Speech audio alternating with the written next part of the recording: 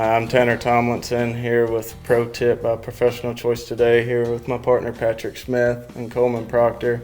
We're here to talk about legends, and I guess I'm sitting by two right here, so they wanted me to wrap us in.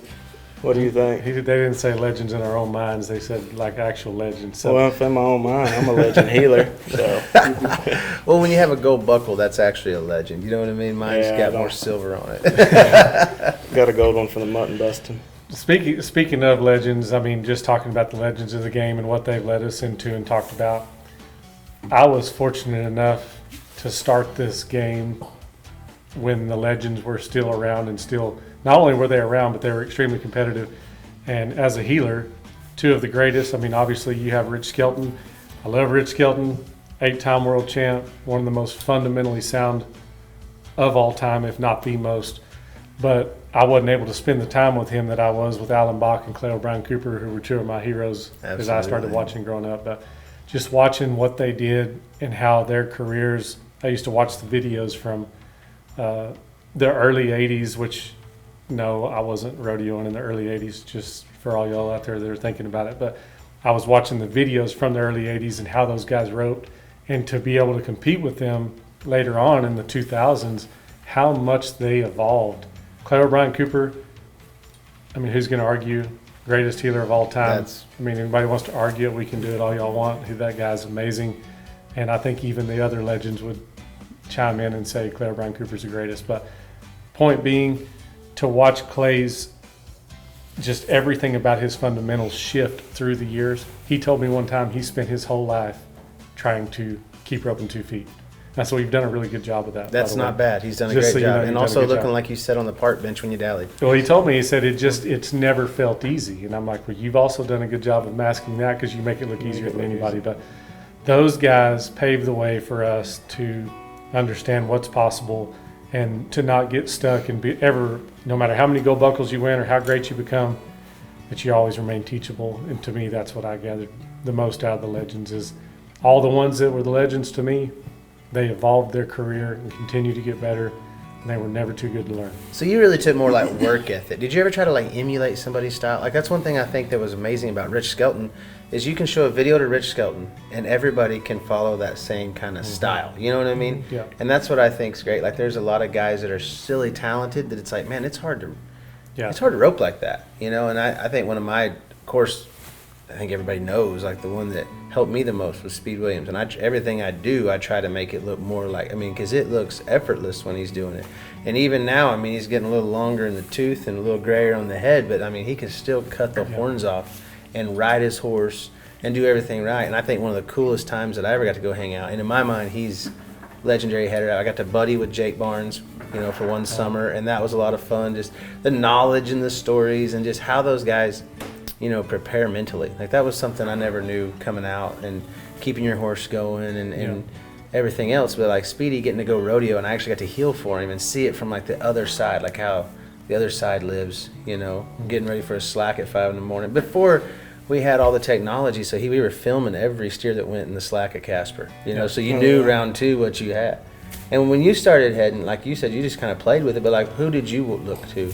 I really just looked up to all the guys, really. I mean, I sat on the couch when I was young, him and Trevor and Cleo, Jake Barnes, all of them. I looked up to all of them. I never singled one out. But roping-wise, I always focused on my style and just kind of picked away and watched roping videos 24/7 and stuff. Never tried to change my style, but just was trying to quote and pick up little things where I could fix for myself. And that's where he's come along and helped me. The main thing I focused on is doing this for my career and business-wise in a way to go check out what steer I have, study him, make sure my horse is good, how to keep my horse good for all summer. Because if you don't take care of your horse, and he might not be scoring by the time after Cody, after July 4th. So he's helped me keep my horse, how to maintain him through the summer and keep him working right now. That's where I look up to him for as much as he showed me how to do this. But did you always, like, when you, like, I would go out and rope the dummy, and, like, I would go through the top 15 callbacks at the BFI, right? And I'd start, and I'd heel the first one like Bucky Campbell, right? And then I would heel the second one like Russell Cardoza. And I could do all the styles. Corey Kuntz, like, what Corey Kuntz on Jackal versus Corey Kuntz on Iceman. You know what I mean? You on Amigo versus on Jaws. I mean, like, the way that, And I think it's fun, like when a guy gets to picking those up. There's so much that you can gather from every different direction. I agree. I think we all did that, as kids or as when we start out, we try to mimic everybody. But I think Tanner had a good point. You're going to end up with your own style, no matter how hard you try to mimic somebody else. So as soon as you gather that you're going to be you, and you go be good at being you, but take all those other things. And like I said, what stood out to me the most in the legends that were of the game, the Speed Williams, Jake Barnes, Clay O'Brien Cooper, Alan Bach, T. Woolman, who was my rookie partner that I started with my rookie year. I mean, you want to talk about a wake-up call, just kind of like what he was saying. It wasn't just about heeling the steer when I roped with T. Woolman. I had no idea that there was a whole nother element to this game. When I worked at Chili's, when I was making my horse payment when I was younger, I thought I was just going to go wait tables. I had no idea that when you get done waiting tables and they close the doors, you don't get to go home.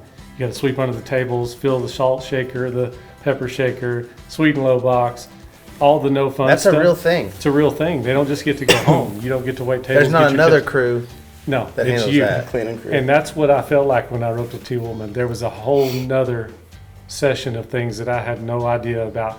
Maintenance on my rig, maintenance on my ropes, maintenance on my horses, taking care of stuff, entering correctly, making sure we're getting a better run.